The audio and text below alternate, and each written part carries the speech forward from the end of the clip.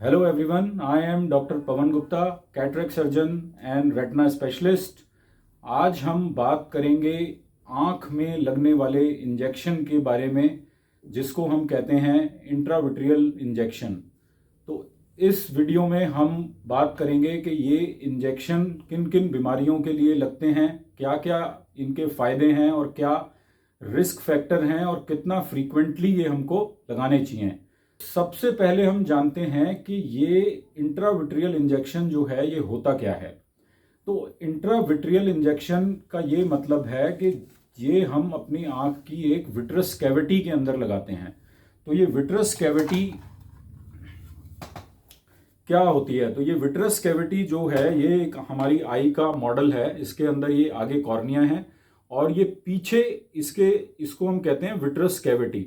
तो ये इंजेक्शन के अंदर जो दवाई होती है वो हम ये वाइट वाले पोर्शन से डायरेक्टली इस विट्रस कैविटी के अंदर इंजेक्ट करते हैं और इसलिए इसको हम कहते हैं इंट्राविट्रियल इंजेक्शन। एक इम्पॉर्टेंट जो जब हम पेशेंट्स को एडवाइस करते हैं कि भाई ये इंजेक्शन आपकी आँख में लगेगा, तो पेशेंट का काफ़ी मन में डर होता है कि डॉक्टर साहब ये आँख में इंजेक्शन लगाएंगे तो इसमें दर्द कितना होगा। तो उसके लिए हम ये बता दें कि भाई ये आँख में जब हम इंजेक्शन लगाते हैं तो आँख को हम पहले आई ड्रॉप्स की मदद से पूरी तरह सुन्न कर देते हैं और उसके बाद हम ये इंजेक्शन लगाते हैं। सेकंड, ज़्यादातर केसेस में जिस निडल से हम ये इंजेक्शन लगाते हैं वो बहुत ही 30 गेज की निडल होती है और वो बहुत बारीक होती है, तो उससे पेन बिल्कुल नहीं होता। majority ऑफ केस में ये एकदम पेनलेस प्रोसीजर है। अब जानते हैं कि ये इंजेक्शन किन किन बीमारियों के लिए लगते हैं। तो इसमें मोस्ट कॉमन जो बीमारियां हैं वो हैं diabetic retinopathy, age related macular degeneration और एक कंडीशन होती है रेटिनल वेन ऑक्लूजन, यानी कि जो पर्दे की ब्लड सप्लाई है उसकी जो वेन्स होती हैं उनमें कोई ऑक्लूजन हो जाए, वो बंद हो जाए, तो उस बीमारी के लिए भी ये इंजेक्शन कॉमनली इन 3 बीमारियों के लिए दिए जाते हैं। इसके अलावा भी और काफ़ी सारी इंडिकेशंस हैं, बट ये 3 कॉमन इंडिकेशन हैं जिनके लिए ये इंजेक्शंस दिए जाते हैं। अब हम इसमें जानते हैं कि ये इंजेक्शंस कितने प्रकार के होते हैं। तो बेसिकली हम इन इंजेक्शंस को 2 टाइप्स की या 2 कैटेगरीज में डिवाइड कर सकते हैं। एक कैटेगरी होती है एंटी वेजेफ और एक होता है स्टेरॉइड इम्प्लांट। तो एंटी वेजेफ का क्या मतलब है?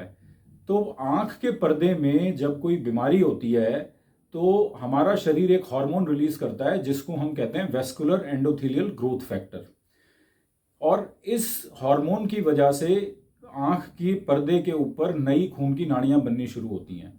तो ये एंटी वेजेफ वो दवाइयां हैं जो इस हार्मोन के एक्शन को ब्लॉक कर देती हैं।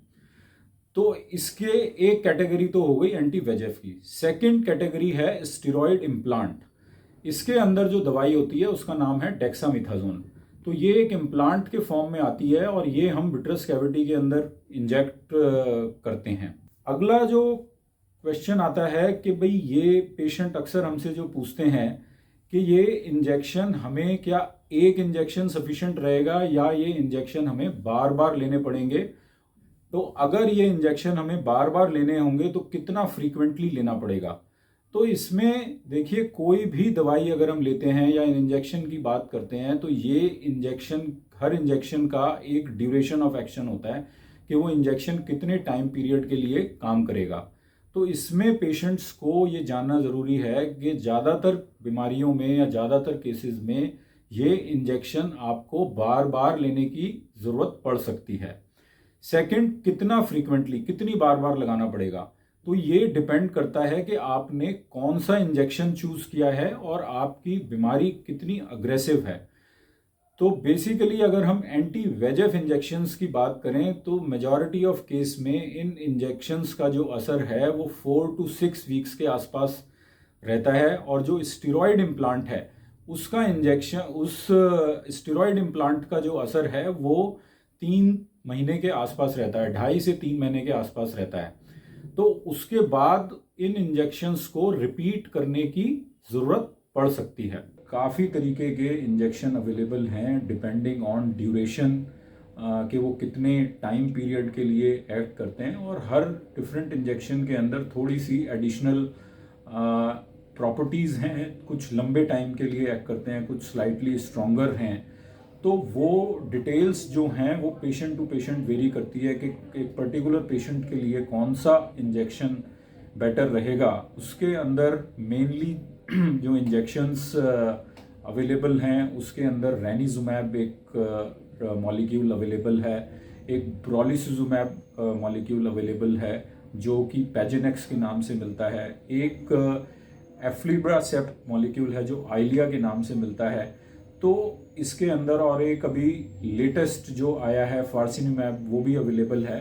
बट इतनी सारी चॉइसेस जब होती हैं तो हमें हर पेशेंट के लिए डिपेंडिंग ऑन वेरियस फैक्टर्स के पेशेंट कितना फ्रीक्वेंटली हमें विजिट कर सकता है, उसकी डिजीज़ की क्या रिक्वायरमेंट है, ये सारे फैक्टर हमें देख के डिसाइड करना होता है कि भाई इस पेशेंट के लिए, एक पर्टिकुलर पेशेंट के लिए उसकी बीमारी को देखते हुए कौन सा इंजेक्शन उस पेशेंट के लिए बेटर रहेगा। अब काफ़ी पेशेंट्स हमसे पूछते हैं कि भाई ये इंजेक्शन डॉक्टर साहब आप कह रहे हैं कि बार बार लगेगा, तो ये इंजेक्शन बार बार आँख के अंदर लगवाने से हमारी आँख को कोई नुकसान तो नहीं हो जाएगा, कोई इसके रिस्क फैक्टर क्या हैं? तो देखिए, इसमें जब भी कोई हम ट्रीटमेंट देते हैं तो वो ट्रीटमेंट को हम उसका रिस्क बेनिफिट रेशियो एक लेके चलते हैं कि उस ट्रीटमेंट से आपको रिस्क कितना है और फ़ायदा कितना है। तो इंजेक्शंस का आपको बेनिफिट काफ़ी ज़्यादा है और रिस्क उसके मुकाबले काफ़ी नेग्लिजिबल है। इसमें जो रिस्क है वो मेनली है इन्फेक्शन और एक है रेटिनल डिटैचमेंट।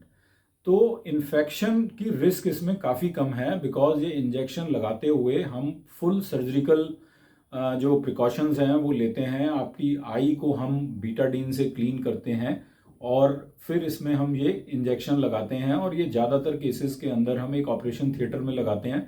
तो इन्फेक्शन की रिस्क इसके अंदर बहुत ही नेग्लिजिबल है। सेकंड रिस्क है वो भी काफ़ी नेग्लिजिबल है, वो है रेटिनल डिटैचमेंट की, कि आपका पर्दा पीछे से हिल जाए during the process of treatment. अगर आपका रेटिनल डिटैचमेंट हो जाता है तो उसको भी एक सर्जरी के द्वारा हम रेटिना को फिक्स कर सकते हैं। इसमें आप देखिए कि स्टेरॉयड इम्प्लांट जो डेक्सामेथासोन इम्प्लांट है उसकी एडिशनल रिस्क क्या है। तो देखिए, जब भी हम आंख के अंदर ये स्टेरॉयड इम्प्लांट लगाते हैं तो इसमें मेनली दो रिस्क हमें जो हम पेशेंट्स को बताते हैं। पहला है कैटरेक्ट फॉर्मेशन, कि इन पेशेंट में जिसमें बार बार हम ये अगर स्टेरॉयड इम्प्लांट लगाएं तो कैटरेक्ट बनने की थोड़ी सी रिस्क रहती है। सेकंड है कि किसी किसी केस में आई का प्रेशर बढ़ जाता है। तो अगर ये आई का प्रेशर आपका बढ़ जाता है स्टेरॉयड इम्प्लांट के बाद तो वो ज़्यादातर केसेस के अंदर आई ड्रॉप्स के साथ कंट्रोल में आ जाता है। अगला जो फ्रीक्वेंटली पेशेंट्स क्वेश्चन हमसे जानना चाहते हैं कि डॉक्टर साहब ये इंजेक्शन के अलावा भी कोई और ट्रीटमेंट है और ये इंजेक्शन ही क्यों लगाना है, कोई हमें खाने की टैबलेट दे दीजिए या कोई आई ड्रॉप दे दीजिए वो हम डाल लेते हैं। तो इसमें देखिए, पेशेंट्स को ये जानना ज़रूरी है कि आई ड्रॉप का जो है पेनिट्रेशन वो काफ़ी कम होता है, कि वो रेटिना तक दवाइयाँ पहुँच ही नहीं पाती अगर आप आई ड्रॉप के रूप में वो दवाइयाँ यूज़ करते हैं। तो इंट्राविट्रियल इंजेक्शन इसलिए हम लगाते हैं कि इसके अंदर हम ये जो ड्रग है या जो दवाई है वो एकदम आपके रेटिना के पास उसको हम छोड़ सकते हैं, जिससे जो क्वांटिटी ऑफ ड्रग है, जो दवाई की मात्रा है वो काफ़ी कम रिक्वायर्ड होती है। तो उसके साइड इफ़ेक्ट भी कम होते हैं और असर उसका काफ़ी ज़्यादा आता है, क्योंकि हमने वो दवाई उसी एरिया में छोड़ी है जहाँ पर हमें उसका एक्शन चाहिए, तो वो पूरे बाकी शरीर पे इतना उसका असर नहीं आता।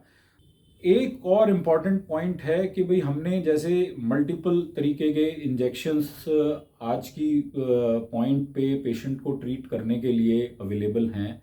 तो मान लीजिए हमने एक इंजेक्शन आज चूज़ किया डिपेंडिंग ऑन पेशेंट्स रिक्वायरमेंट, और आगे जाके हमें ये लगता है कि वो इंजेक्शन पेशेंट को सूट नहीं कर रहा है या वो उसकी बीमारी के लिए उतना इफ़ेक्टिव नहीं है, तो क्या हम ये injection during the course of time change कर सकते हैं? कि मान लीजिए हमने एक इंजेक्शन लगाया तो क्या अब हम दूसरे इंजेक्शन के ऊपर शिफ्ट कर सकते हैं?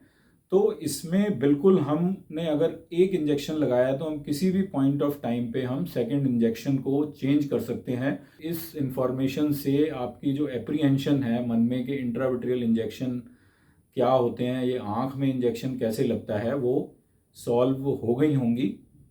Thank you.